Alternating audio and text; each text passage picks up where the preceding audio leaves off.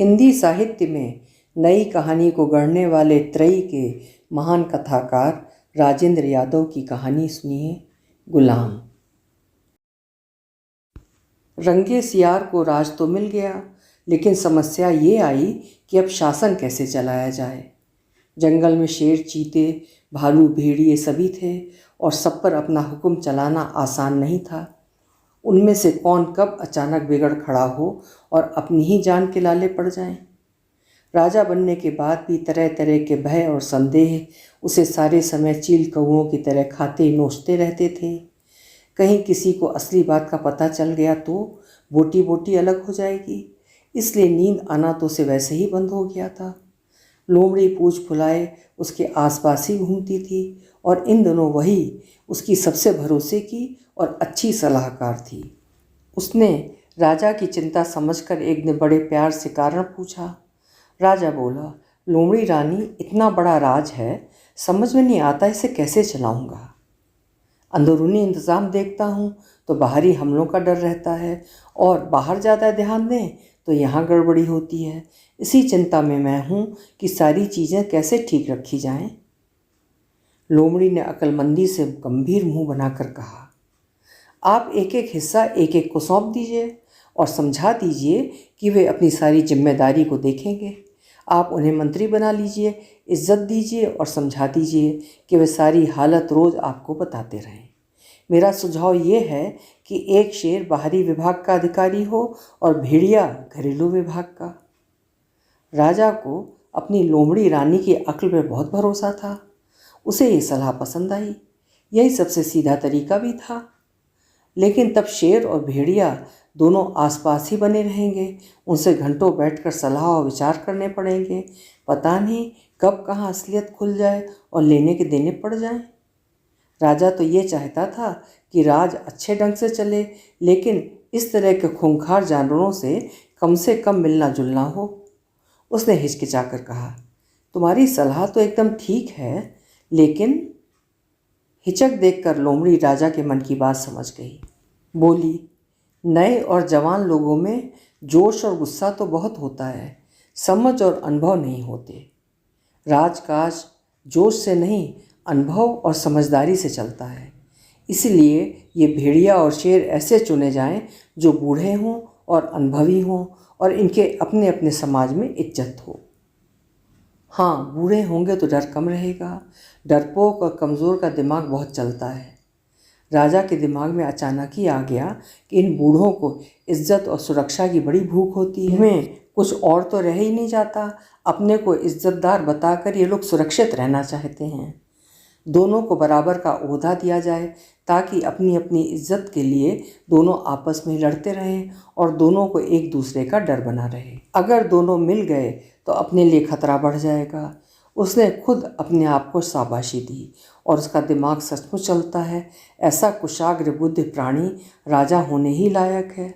उसने समझदारी से कहा, तुम्हारी बात ठीक है लोमड़ी रानी, हमें अनुभवी लोगों की ज़रूरत है, लेकिन मेरे राज में सब बराबर हैं। शेर को मैं चाहे जितनी इज्जत की निगाहों से देखता हूँ, लेकिन सरकारी तौर पर दोनों को बराबर का ही ओहदा दूंगा ताकि कहने को यह ना हो जाए कि मैंने किसी के साथ पक्षपात किया।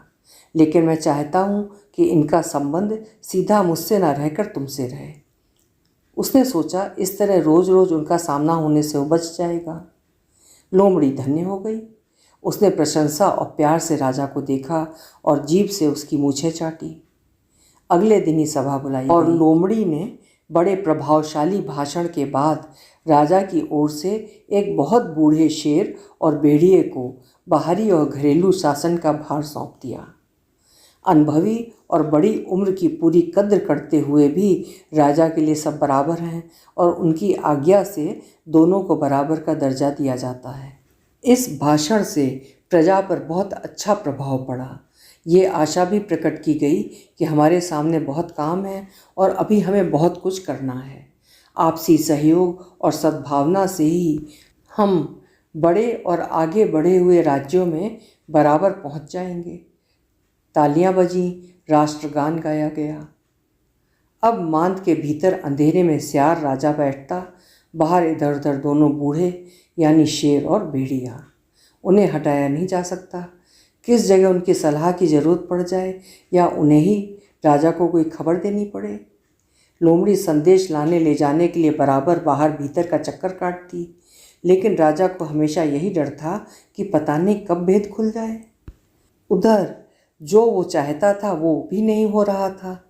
दोनों बेहद सुस्त और मरे से पड़े रहते। मक्खियाँ भनभनाया करती।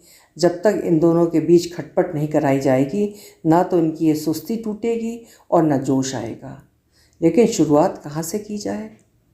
इधर राजा को ये महसूस हुआ कि सारी बातें लोमड़ी के जरिए नहीं कहलाई जा सकती। मन का असली डर उसके सामने भी नहीं खुलना चाहिए। साथ ही ये भी लगा कि लोमड़ी भेड़िए के आसपास बहुत चक्कर लगाने लगी है और दोनों सारे समय कुछ खुसफुस किया करते हैं। हो न हो लोमड़ी ने असली भेद भेड़िए को बता दिया है और दोनों उसे मारकर खुद राजा रानी बन बैठने की साजिश कर रहे हैं। ऐसे में अपनी बिरादरी के कुछ लोग मदद कर सकते थे, लेकिन उनसे डर था कि कोई दिलजला सबसे पहले ही भंडा भी फोड़ सकता था। आखिर बहुत दिमागी उठापटक के बाद उसने तय किया कि उन भेड़िए को राज्य की स्थिति देखने के लिए कुछ दिनों को बाहर भेज दिया जाए। इससे लोमड़ी से भी उसका मिलना जुलना कम हो जाएगा और वो खुद भी आंखों से दूर रहेगा। उसने एक दिन लोमड़ी को बुलाकर राज्य की बुरी स्थिति का बखान किया और समझाया कि इस समय बहुत ज़रूरी है कि घरेलू मंत्री सारे राज्य का दौरा लगाकर असली हालत बताएं। लोमड़ी राजा के पास ही रहती थी। सारे उतार चढ़ाव वो समझ गई कि मामला कुछ और है। उसने जाकर सारी बात भेड़िए को बताई, उसे कुछ समझाया। थोड़ी ही देर में गुर्राता हुआ भेड़िया सीधा राजा के सामने जा पहुंचा। धूर्त बदमाश गीदड़, मेरे सामने चालाकी करने की कोशिश की तो एक पल में ठिकाने लगा दूंगा। मैं तेरी असलियत जानता हूँ। तुझे शर्म नहीं आती कि बूढ़ों को आराम से बैठने देने के बजाय इधर उधर दौड़ाता है। डर और डहा से तेरा दिमाग खराब हो गया है। भेड़िए ने झपटने के लिए तैयार होकर राजा को सुनाया। लोमड़ी खिसक गई थी। भय और घबराहट से राजा का पसीना छूटने लगा। उसकी घिघी बंध गई और मुंह से बोल निकलने मुश्किल हो गए। हकला कर कहा, भेड़िए बाबा मेरी बात तो सुनो। मेरी असलियत आपके सामने खुली गई है। अब मारो या जिलाओ, सब कुछ आपके हाथ में ही है। मैं तो आपकी दया पर ही हूँ। सब कुछ होते हुए भी आप ही मेरे पास पड़ते हैं। शेर और हाथी तो हमारी बिरादरी के भी नहीं हैं। आप इस गद्दी पर बैठिए, मैं आपकी सेवा करूँगा। कहकर वो भेड़िए के चरणों पर गिर पड़ा। भेड़िया अनुभवी था। उसने सोचा कुछ भी हो, जंगल के सारे जानवर तो इसे राजा मानते हैं। वे इसे भगवान की तरफ से भेजा हुआ समझते हैं। मेरे राजा बनने से नया बखेड़ा खड़ा हो जाएगा। उसने उड़े होकर कहा, मुझे गद्दी लेकर क्या करना है। गद्दी पर तू ही बैठ, लेकिन ये समझ ले कि हम इज्जतदार जानवर हैं और इज्जत से ही रहेंगे। तू अपनी हैसियत में रहे और बूढ़ों को इधर उधर दौड़ाकर परेशान मत कर। राजा खुशामद से उसके पांव चाटता और पूंछ सहलाता रहा। तब कहीं से लोमड़ी भी आ गई और तीनों ने सलाह की कि राज्य की सरहदों की देखभाल के लिए शेर को दौरे पर भेज दिया जाए। लोमड़ी और भेड़िए ने लगातार बाहरी हमलों और खतरों की बातें कह कहकर राजा की आज्ञा का हवाला देकर शेर को दौरे पर भेज दिया। शेर बड़े बेमन से चला तो गया, लेकिन भीतर ही भीतर बहुत भुनभुनाया। सारे दिन लोमड़ी और भेड़िए को महल में आते जाते देखकर उसे किसी गहरी साजिश की गंध भी आ रही थी। बुढ़ापे में आराम की जगह ये भाग दौड़ उसे बिल्कुल भी पसंद नहीं आई। इधर एक तरह से भेड़िया ही राजी करने लगा था। वो राजा की आज्ञा के नाम पर चाहे जिसे मरवा देता, चाहे जिसे इधर से बदल कर उधर फेंक देता। सारे खास खास ओहदों पर वो अपने और लोमड़ी के भाई भतीजों को ले आया। उसके नाम से जंगल के सारे जानवर कांपते थे और अब जब महल में आता तो शान से गद्दी पर बैठता। राजा अपने दोनों पंजों से उसकी पूंछ दबाता और जीभ से उसके शरीर को चाटता रहता। उसके सामने ही लोमड़ी और भेड़िया इश्क लड़ाते रहते, आपस में किलोले करते और वो मन ही मन कुढ़ता हुआ इनकी सेवा करता। उसकी इज्जत और जान भेड़िए के हाथ में थी। कभी कभी उसका मन होता कि बाहर जाकर अपनी सारी प्रजा को बता दे, भाइयों मैं राजा वाजा कुछ नहीं, एक छोटा और डरपोक गीदड़ हूँ, और मेरा नाम ले लेकर जो कुछ किया जाता है उसमें ना मेरा हाथ है ना मेरी जानकारी। लेकिन जानता था ऐसा वो कर नहीं सकता। इतने दिनों धोखा दिया है, इस आधार पर सारे जानवर उसे मार डालेंगे, और अगर वे ना भी माने तो ये भेड़िया तो छोड़ेगा नहीं। लोमड़ी भी उससे जा मिली है, वो भी कहीं मुझे नीचा समझती है। बस एक ही उम्मीद थी कि शेर लौट आए तो किसी तरह उस तक अपनी बात पहुंचाई जाए। तब तक तो पूंछ से भेड़िए का चमड़ डुलाते हुए सब कुछ बर्दाश्त करना ही होगा। शेर खुद ही गुस्से में दहाड़ता हुआ लौटा था, कहीं भी कुछ नहीं था, और उसे बेकार ही इन लोगों ने दौड़ा दिया था। वो सीधा महल में घुसा चला गया। भेड़िया नहीं चाहता था कि शेर और राजा मिलें, लेकिन शेर का मिजाज देखकर भीतर जाने और भेद लेने की हिम्मत नहीं पड़ी। उधर राजा भी अचानक शेर को सामने देखकर सकपका गया। उसकी बोली बंद हो गई। वो सीधा उसके चरणों पर लेट गया। महाराज, आपको परेशान करने में मेरी कोई गलती नहीं है। मुझे तो इन लोगों ने किसी लायक नहीं रखा और मेरी कोई पूछ नहीं है। जो मन होता है करते हैं। मैं तो एक तरह से यहाँ कैद हूँ। आप खुद सोचिए, मेरी हिम्मत आपको परेशान करने की कैसे हो सकती है? मैं क्या नहीं जानता कि आप ही जंगल के असली राजा हैं? आपके खून में शासन करना है।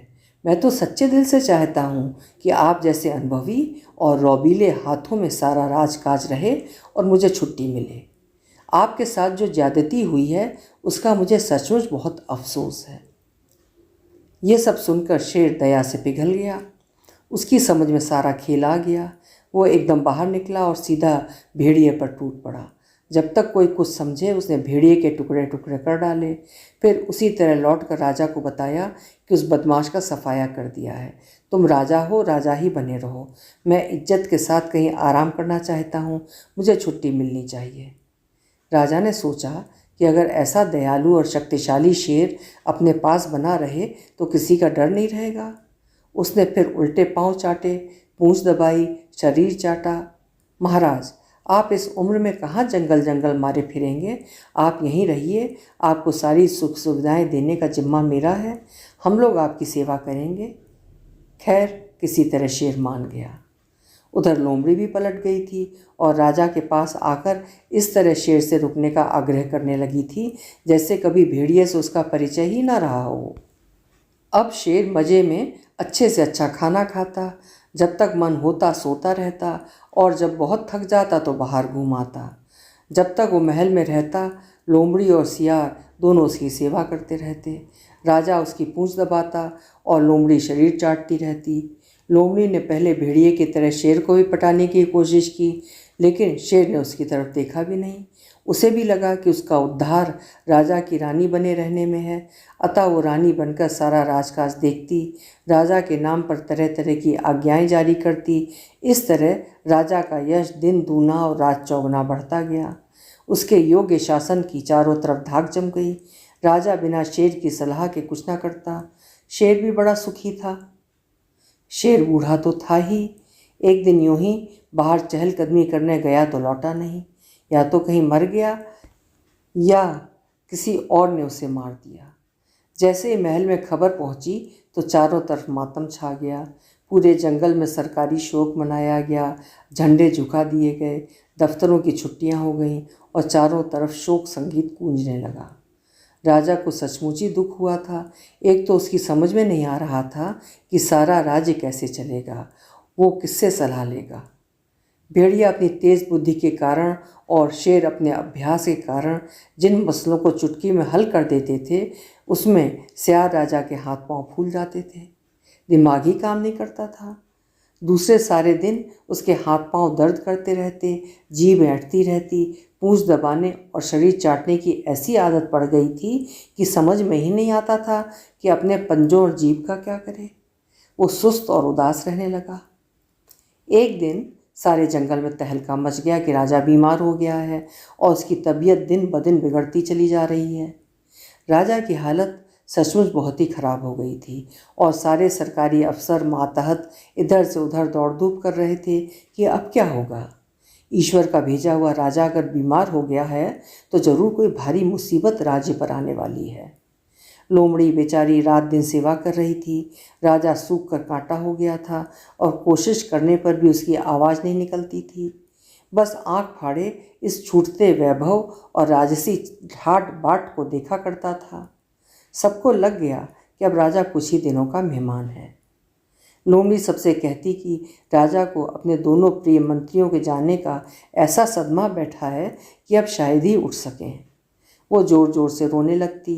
अब पता नहीं कौन राजा हो, उसे अपने सुख आराम छिन जाने की चिंता हो रही थी। उधर ये भी समाचार उसे मिल रहे थे कि राजा बनने के लिए बड़ी उठापटक जंगल के जानवरों में चल रही है।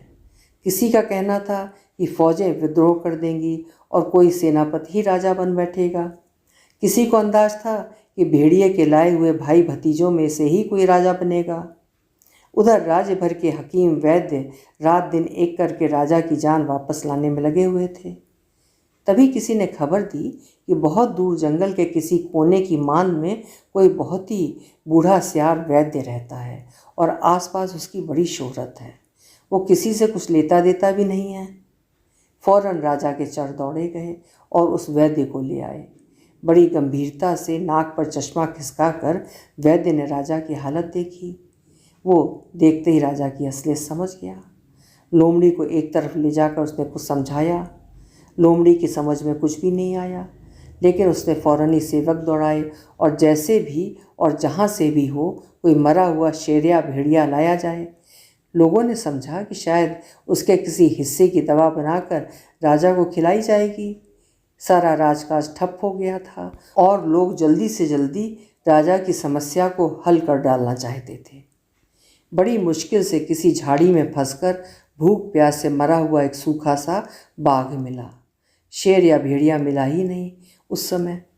खैर, बाघ की ठठरी अंदर भेज दी गई और जनता भीड़ लगाकर महलों के बाहर नए सूचना पत्र की राह देखने लगी। वैद्य ने सबको महलों से बाहर निकाल दिया। सिर्फ लोमड़ी ही वहाँ रही। आज्ञा दे दी गई कि कोई भीतर ना आने पाए।